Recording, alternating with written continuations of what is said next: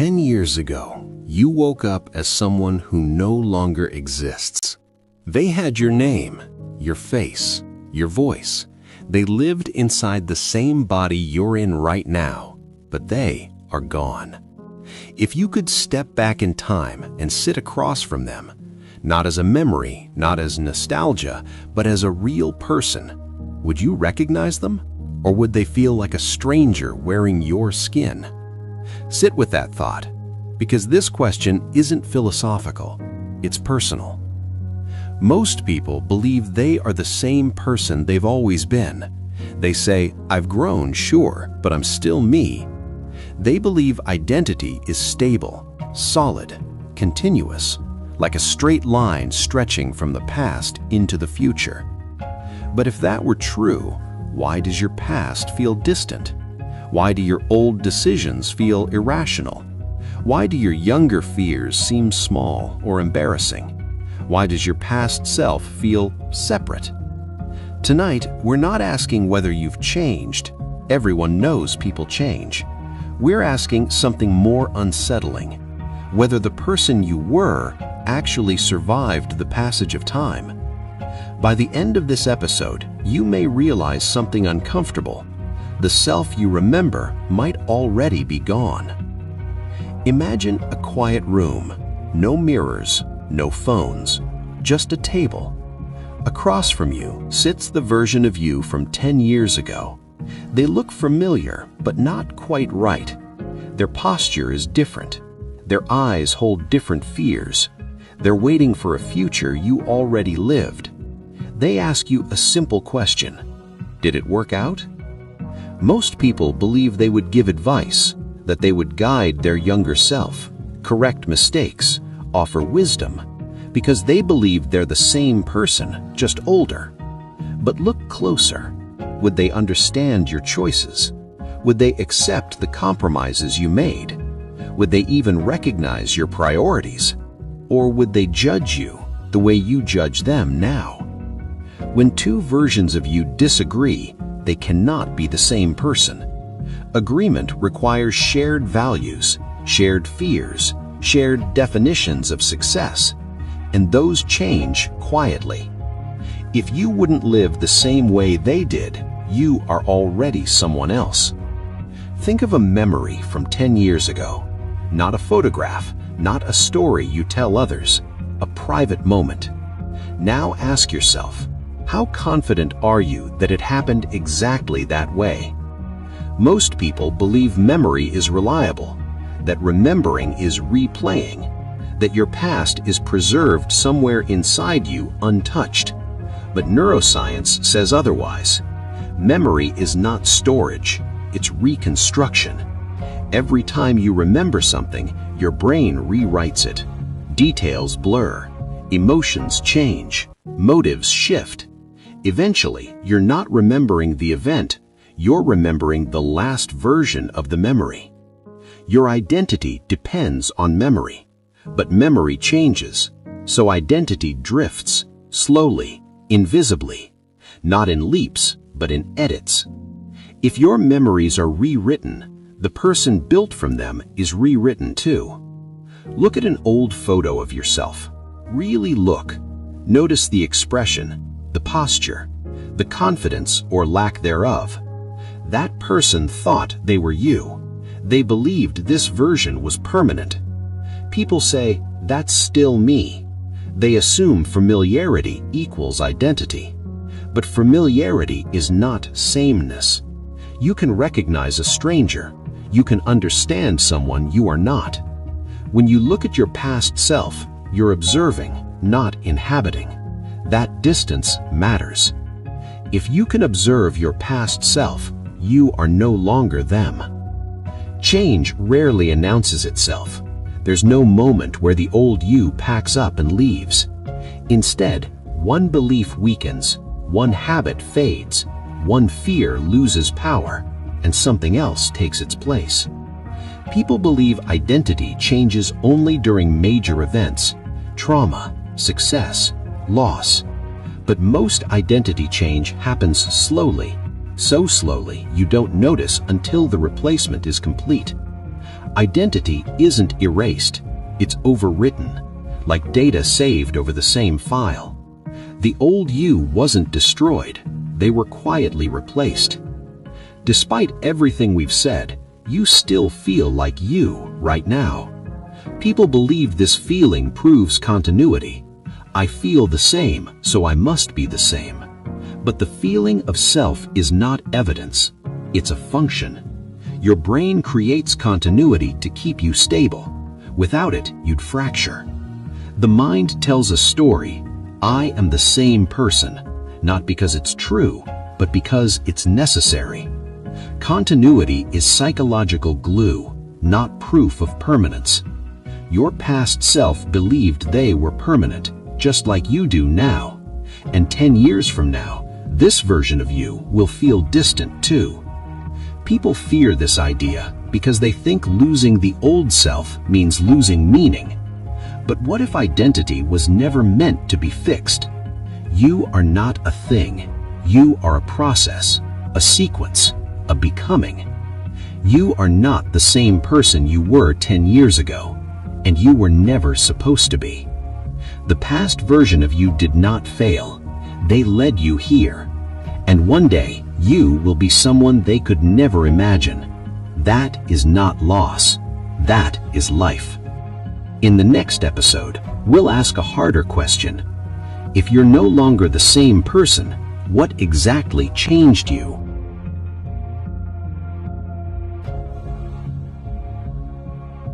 "10 years ago, you were certain.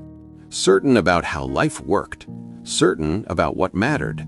Certain about who was right and who was wrong. Those beliefs felt solid, unquestionable. They shaped how you spoke, how you judged, how you imagined your future. And yet, some of those beliefs are gone now. Not defeated, not argued away, just forgotten.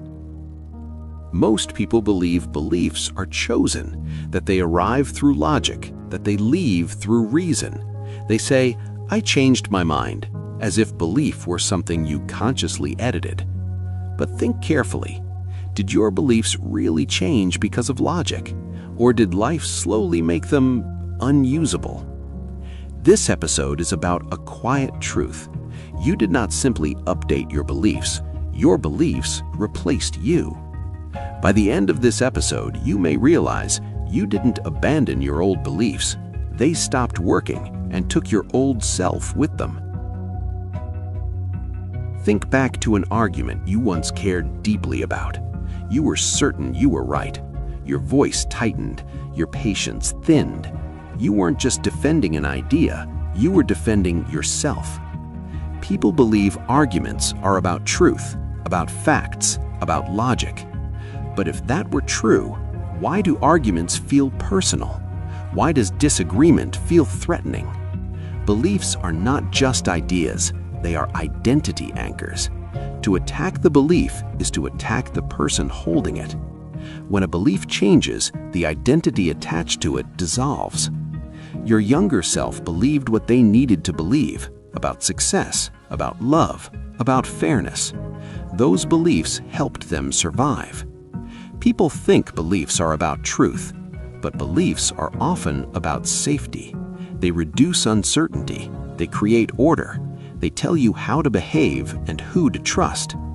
A belief that keeps you functional will be chosen over a belief that is accurate. Your old beliefs weren't wrong, they were necessary, until they weren't. There comes a moment, quiet, subtle, when a belief stops working. Not all at once, just enough to create discomfort. People believe belief change is dramatic, a revelation, a debate, a collapse. But most belief changes happen through friction. Reality resists the belief over and over. When a belief causes pain instead of protection, the mind loosens its grip. Beliefs don't die in arguments, they die in experience. When a belief leaves, it takes something with it: certainty, direction, belonging. People think losing a belief creates freedom, but first it creates emptiness, a vacuum, and the mind hates vacuums. Something always fills the space. A new belief, a new identity, a new way to see the world. You don't choose the replacement carefully. You choose what stabilizes you. One day, you realize something strange. You no longer react the way you used to. The anger is gone. The certainty is gone. People believe identity shifts are obvious, but gradual change is invisible from the inside. The brain updates beliefs slowly to avoid collapse. By the time you noticed, the old version of you was already gone. Your past self believed those ideas completely, just like you believe your current ones now. People think current beliefs are final, but belief is temporary by nature. Beliefs are tools, not truths carved in stone. You are not defined by what you believe. You are defined by what you outgrow. Your old beliefs didn't betray you. They carried you as far as they could, and when they could no longer protect you, they let you become someone else. In the next episode, we'll confront something more unsettling. If your beliefs changed you, what happens when even your body is no longer the same?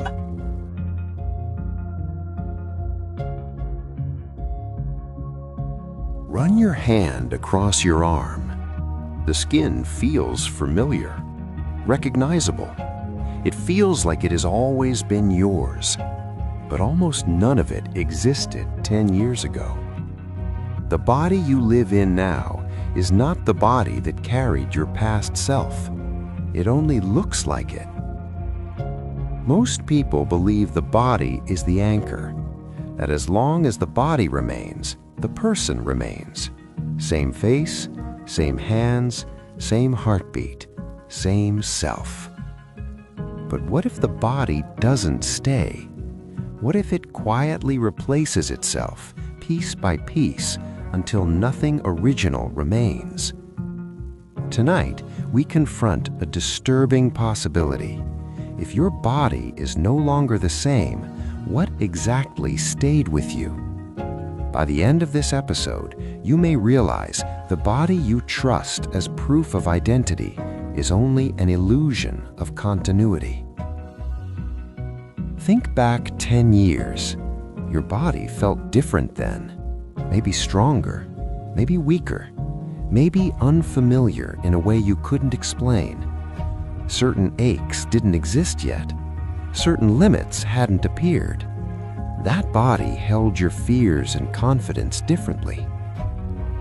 People believe the body changes slowly, but remains essentially the same, a single object aging over time. But biology tells a different story. Your body is not aging as one thing. It is replacing itself as many things. Skin replaces itself every few weeks, blood every few months, bones over years, even organs renew. Over time, the original materials are gone. The body you remember no longer exists. There's an old thought experiment. A ship is repaired plank by plank. Over time, every piece is replaced. The question is simple. Is it still the same ship? Most people answer instinctively, yes, because the ship never stopped being the ship. But consider this. If every part has changed, what exactly stayed the same? Your body is that ship. Every cell replaced, every structure renewed. Continuity without sameness. Physically, you are not the same entity. You are a reconstruction. Look at your reflection. You say, "That's me." But is it? The face has shifted. The expression hardened or softened. Time left subtle marks. People believe recognition equals identity. If I recognize myself, I must be the same. But recognition is familiarity, not permanence. You recognize places you no longer live in. You recognize people you no longer know. The mirror reflects continuity of appearance, not continuity of being. Seeing yourself does not mean you are unchanged. It means you are familiar with the result. Your body reacts before you think. A tension, a flinch, a tightening of the chest. Something inside remembers, even if your mind does not. People think memory lives in the mind alone, but the body stores experience. Trauma reshapes posture. Stress rewires breath. Habits carve pathways into muscle. Even as cells are replaced, patterns remain, not in matter, but in organization. The body changes its material, but preserves its conditioning. If your body has changed, if your beliefs have changed, if your memories have shifted, what are you? People believe something essential must remain, a core, a soul, a center. But what if identity isn't a thing at all? What if it's a pattern that continues as long as conditions allow? A flame stays recognizable even though the fire is never the same. You are not the material, you are the pattern. Your past self lived in a different body, not completely different, but different enough. That body carried them as far as it could, then it changed. People fear bodily change. They see it as loss. But change is not betrayal, it is continuation. The body is not who you are, it is where you are. You didn't stay the same body, and you didn't need to. The body you inhabit now is only the latest version. One day, it too will feel unfamiliar, and eventually, it will let you go. In the next episode, we'll move deeper to the moments that didn't just change your body or beliefs, but broke you and rebuilt you into someone new.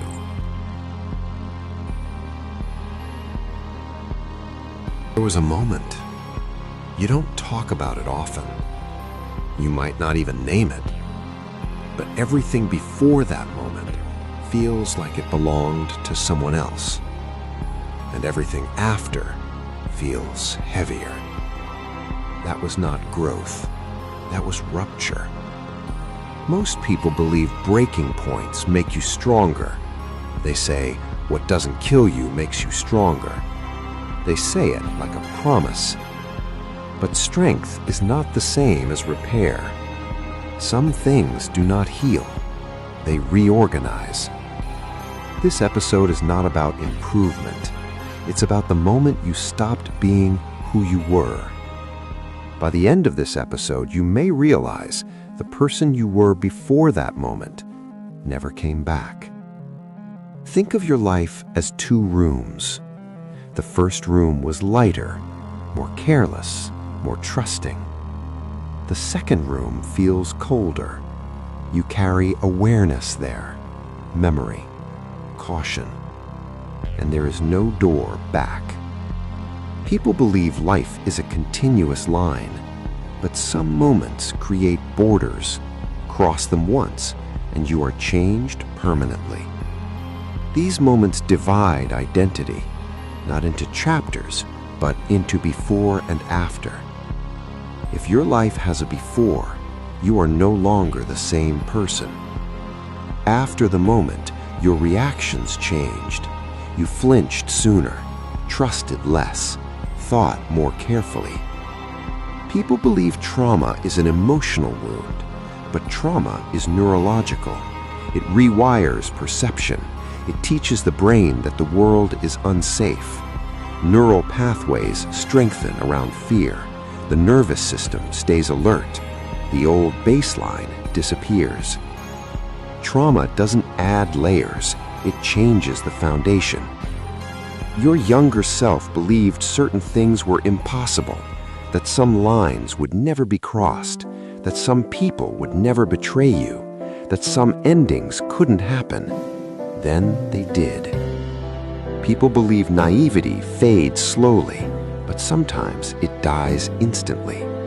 Once you know something can happen, you can never unknow it. The naive version of you is gone forever.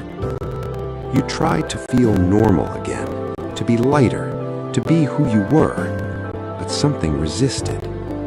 People believe healing means returning, but trauma does not allow reversal. Healing is adaptation, not restoration. You don't go back, you reorganize.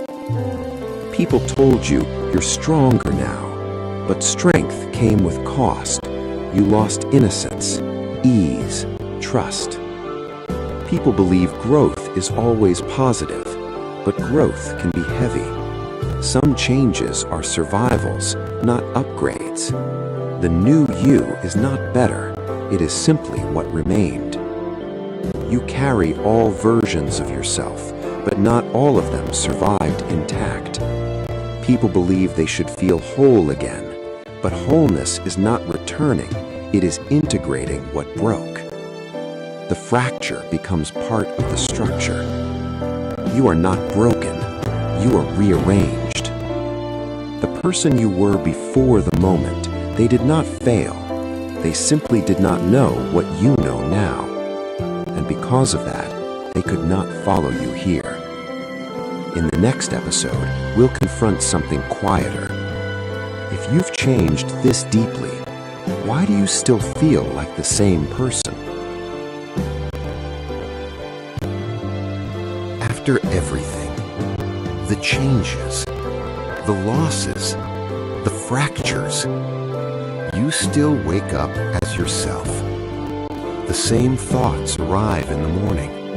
The same inner voice narrates the day. Despite everything we've uncovered, you still feel continuous, still singular, still me. And that feeling is the most deceptive part of all. Most people believe this feeling proves something. They say, if I feel like the same person, I must be. They trust the feeling completely. But what if that feeling exists, not because it's true, but because without it, you would fall apart?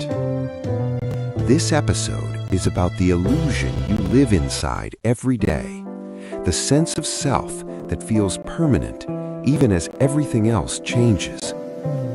By the end of this episode, you may realize feeling like the same person is not evidence of identity. It is a survival mechanism. There's a voice in your head. It comments, it judges, it explains. It sounds like it's always been there. People believe this voice is them, the thinker, the observer, the self. But that voice changes tone over time. Its fears evolve, its priorities shift, its confidence rises and falls. And yet, it always sounds familiar. The voice adapts to keep continuity. It updates without announcing the change. The voice is not who you are. It is how your mind keeps the story intact. Imagine your life without commentary, no explanation, no interpretation, just raw experience. It would feel disjointed, unbearable. People believe consciousness records reality, but consciousness edits. It chooses what matters, what fits the story, what gets ignored. Your mind doesn't show you reality. It shows you a version that feels continuous. You don't experience life directly. You experience a narration of it. You didn't wake up one day as someone else. There was no alarm. People believe identity change should be obvious, but gradual change hides itself, like erosion. The mind smooths transitions so you don't feel fragmented. You didn't notice becoming someone else because noticing would have hurt too much. Imagine waking up tomorrow feeling like a stranger to yourself. No continuity, no narrative, just disconnected moments. People think truth should always be revealed, but the mind hides truth to preserve function. The illusion of self is psychological glue. Without it, motivation collapses. Feeling like you is not optional, it is required. A novel feels real while you're reading it. Characters matter, events feel heavy, until the book closes. People think calling the self a fiction diminishes it, but some fictions are functional, necessary. The self is a story that organizes experience. You are not fake, but you are constructed. If the self is a process, then it can change without disappearing. People fear losing themselves, but there was never a fixed self to lose. Stability comes from continuity, not sameness. You feel like the same person because your mind keeps you whole as you become someone new. The voice in your head is not proof of permanence, it is proof of survival. And in the final episode, we'll confront the last question. If the self is a story, who is writing the next version of you? At some point, you stopped asking who you were. Not because you found the answer, but because life required your attention elsewhere. Responsibilities replaced reflection. Survival replaced curiosity. And quietly, the question faded. But it never disappeared. Tonight, we return to it, not to solve it, but to sit with it.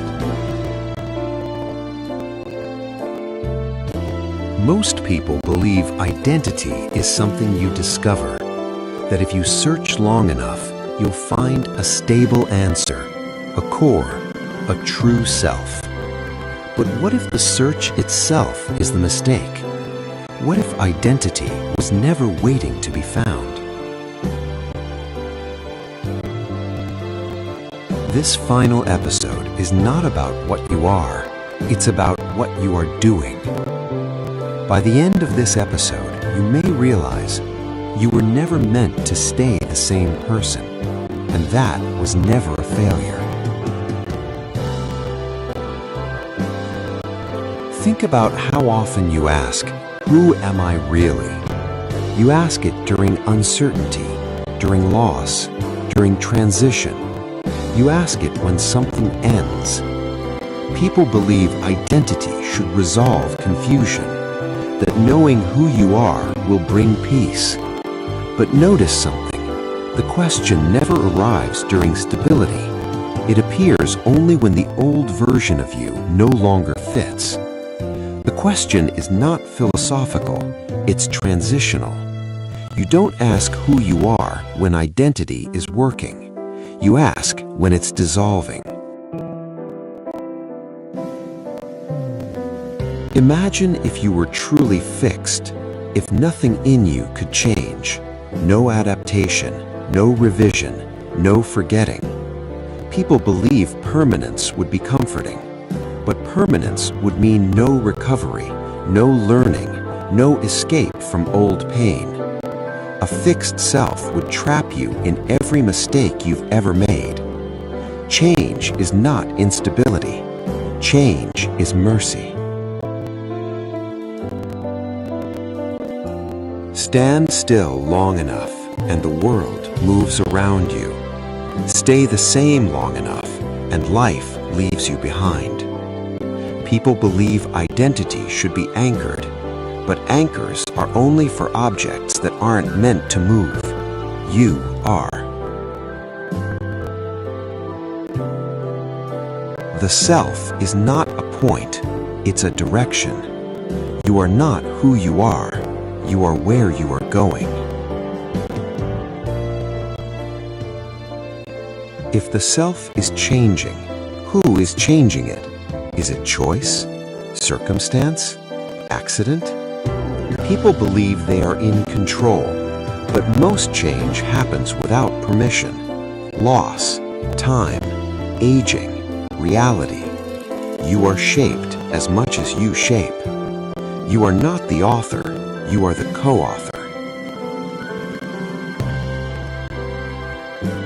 There is a quiet freedom in not needing a final definition. People fear ambiguity, but certainty is often a cage. When identity loosens, possibility expands. You don't need to know who you are. You need to stay open to becoming. Every version of you was real. Every one mattered, even the ones you regret. People believe growth means rejecting the past, but rejection creates fracture. Integration creates stability. You don't erase past selves, you carry them forward, quietly. You are not late, you are not behind. You are not broken, you are in motion. The person you were was necessary. The person you are is temporary. The person you become is not predetermined. This is not a crisis, it is the human condition. One day, someone will ask, "Are you the same person you were 10 years ago?" And you won't rush to answer. You'll understand the question differently. You'll know that staying the same was never the goal. I used to believe this was a sentimental question, something people asked at reunions or during late-night conversations when the wine softened the edges of regret. A question meant to invite growth, resilience, a montage of mistakes redeemed. I was wrong. Some questions are not invitations, they are traps. On my 40th birthday, I received a letter with no return address. The envelope was heavy, textured, the kind of paper people no longer use unless they are trying to say something without saying it. Inside was a single line, typed, not handwritten. "Are you the same person you were 10 years ago?" No signature, no explanation. I laughed at first, a hollow sound, like knocking on an empty door. I assumed it was a joke from a friend who knew I hated birthdays, or perhaps a marketing stunt from one of those self-help companies that sell existential dread wrapped in productivity jargon. I threw the letter into a drawer and went on with my day. That night, I dreamed of a house I didn't recognize but somehow knew was mine.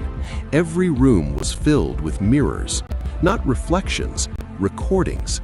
Each mirror showed me at different ages, all speaking at once, all accusing me of something I couldn't hear.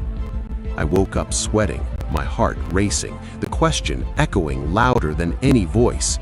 Are you the same person you were 10 years ago? 10 years ago, I was 30. I tell myself I remember that version of me clearly. I was sharper, hungrier, less careful with my words and more careless with my morals. I believed ambition excused cruelty, that success would eventually soften whatever damage I caused along the way. But memory is a generous liar. When I tried to picture my life back then, the details felt staged, like scenes from a movie I had watched too many times and confused with my own experience. The emotions were there, but they didn't belong to me. They belonged to the idea of me. I opened my laptop and searched for old emails, photos, messages. Digital archaeology. Proof. What I found unsettled me.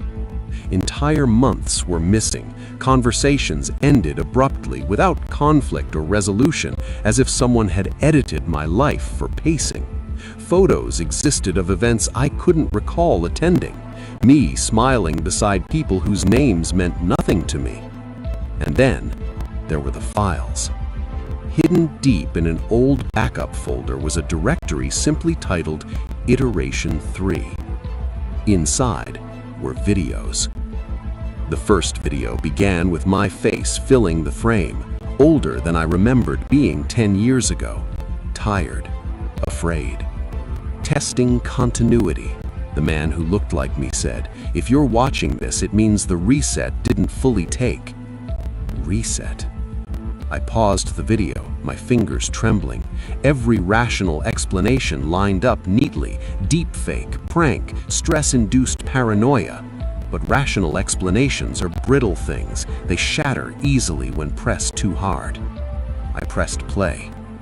"I don't know how many versions of us there have been," the man continued. "I stopped counting after 5, maybe more. The memories degrade faster each time." He laughed, but it wasn't humor, it was resignation.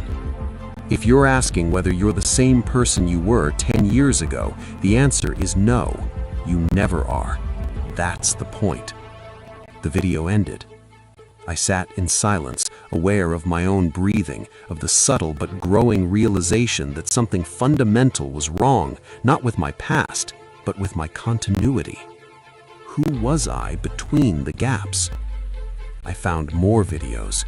Each one featured a different version of me, subtle changes in posture, speech, confidence. Some were arrogant, some were terrified, one was disturbingly calm. They spoke of an experiment, a private project, self-funded, ethically questionable, philosophically irresistible. The goal, it seemed, was to answer a question that had obsessed me for years. Who makes you, you? Not memories, I had argued in one recording. Memories can be altered, erased, rewritten. Not personality. Personality shifts under pressure. Not morality. Morality is context pretending to be absolute. The conclusion I had reached was chillingly elegant. Identity is continuity of intention. So I tested it. I created a system, part neurological intervention, part psychological conditioning, that allowed for periodic resets. Memories archived, emotional weight redistributed, trauma neutralized, the conscious mind refreshed, like clearing cache without deleting the operating system. Each version of me would inherit the same goals, the same long-term intentions, but without the burden of accumulated damage. Immortality, not of the body, but of purpose. I had called it optimization.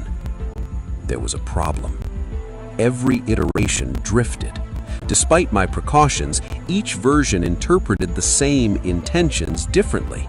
One became ruthless, another grew empathetic to the point of paralysis. One abandoned the project entirely until another version resumed it out of fear that stopping would make the previous sacrifices meaningless. The darker truth revealed itself slowly. I wasn't refining myself. I was fragmenting. Each reset killed someone. Not physically, but just as final. And I had justified it by saying they were all me. The last video was labeled Final Failsafe. The man on the screen looked directly into the camera, eyes steady. You're probably wondering if you are the original. You're not. The original version of us ended this experiment 10 years ago. My stomach dropped. He realized something none of us wanted to accept. Identity isn't continuity of intention. It's accountability. The man leaned closer. You can't erase memory without erasing responsibility. And once you do that, you're not improving yourself. You're avoiding judgment. He swallowed hard. So he built you. Me.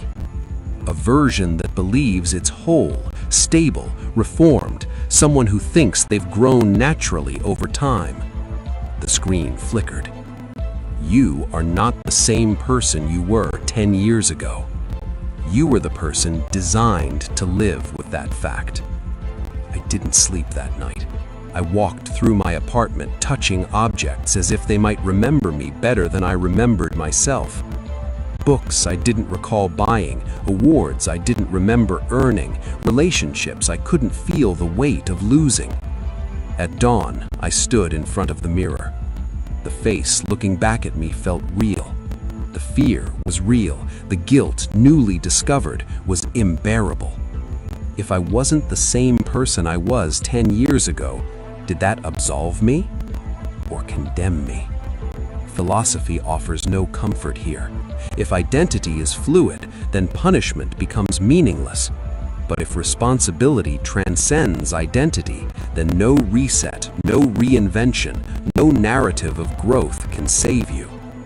You inherit debts you don't remember earning. There was one final file I hadn't opened. A simple text document. For the one who finds this. It contained a single instruction. Do not reset again. Live with what you know. Change without erasure. That is the only version of you that deserves to continue. I closed the file and deleted the entire directory. Not as an act of denial, but of surrender. So, are you the same person you were 10 years ago? No. And that's not the victory we pretend it is. Because change without accountability is just escape wearing a better suit. And becoming someone new doesn't erase the shadows you cast when you were someone else. I am not the man I was 10 years ago, but I am the man who must answer for him. And that is the darkest truth of all.